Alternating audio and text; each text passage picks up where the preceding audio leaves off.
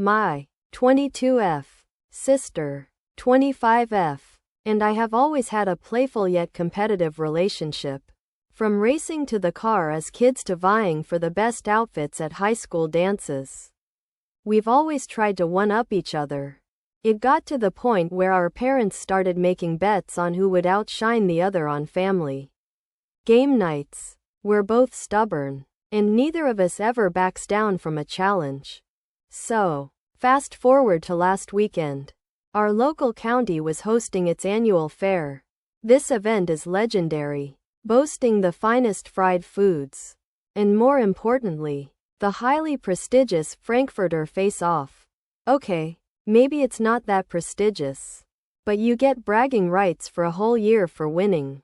The challenge? Eat as many hot dogs as you can in 15 minutes. Historically, the winners are always college-aged dudes who look like they've bulked up with the sole purpose of packing their stomachs with tubular meat.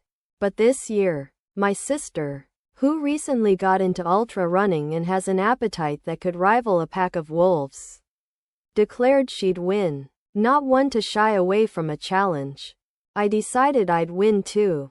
We signed up without telling each other. So you can imagine our surprise when we saw each other strapping in for the culinary showdown. Now, here's where things get tricky. I have a unique method for competitive eating. I sip small amounts of ginger tea in between bites to keep everything settled and moving. A technique I picked up from a competitive eater's blog. My sister, on the other hand, plows through with pure determination and seltzer water, swearing it creates more room. When she saw me with my thermos, she called foul, claiming it was an unfair advantage. I reminded her that the only rule was to eat as many hot dogs as possible. No one said anything about what you could or could not drink during the competition, as long as it wasn't alcohol. The whistle blew, and we got to chomping. It was a painful frenzy of condiments and regrets. I tried to focus on my technique, while she kept glancing over at my thermos like it was a loaded weapon.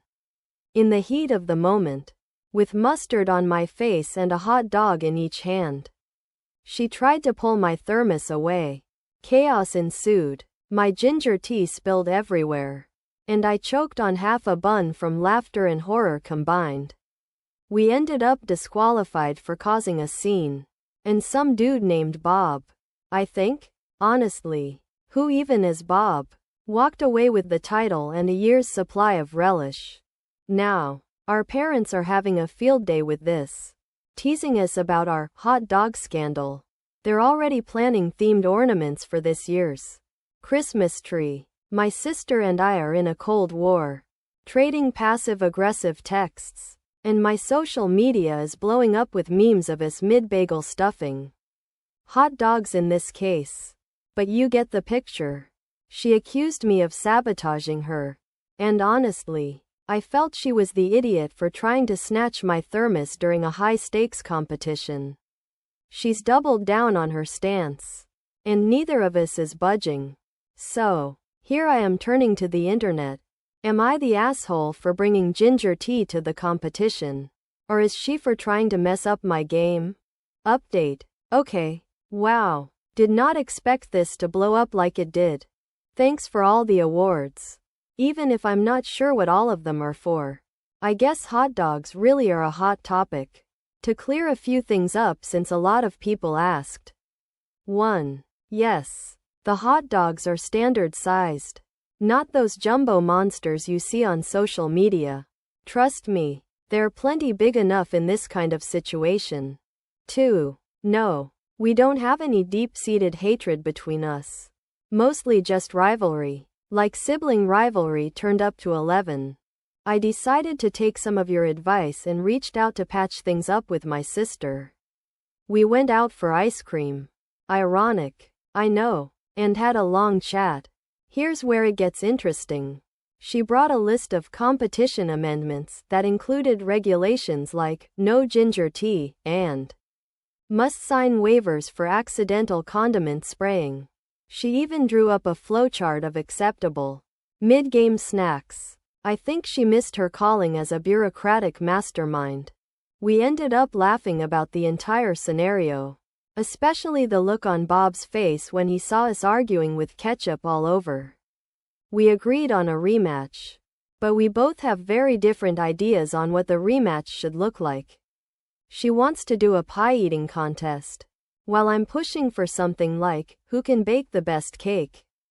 Our parents are already setting up an adults-only game night so we can settle it properly.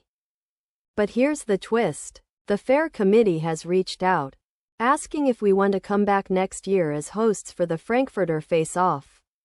Apparently, we made an impression. They think our sibling antics would draw a crowd.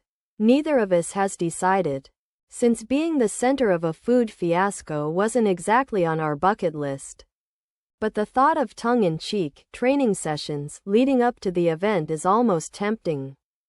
And I've managed to leverage our newly found internet fame into scoring us some pretty sweet local food deals. Free ginger tea for life.